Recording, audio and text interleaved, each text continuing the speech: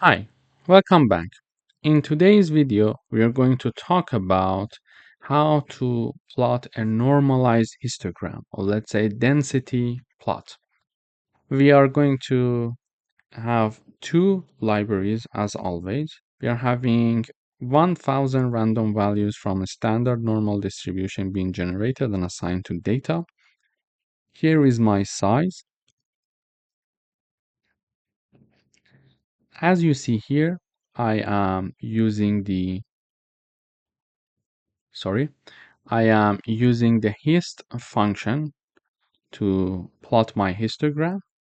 So I'm having the data, I'm having the number of beans, I choose 30, I use the color teal, the edge color, which is black, so the color teal, the edge color, it's black, and the alpha, which is the transparency, it's 0.7.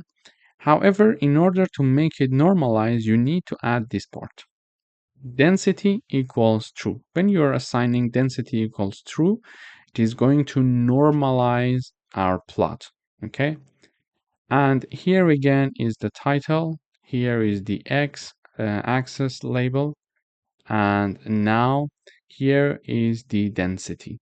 Okay. So this is the label for the Y axis. Y axis is now a probability density as not frequency. Okay, the probability density.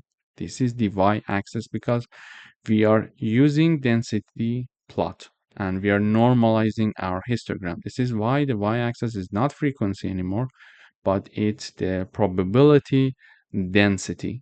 Okay, and in this video we learned how to have a normalized histogram simply by adding the density equals true. Thank you for watching.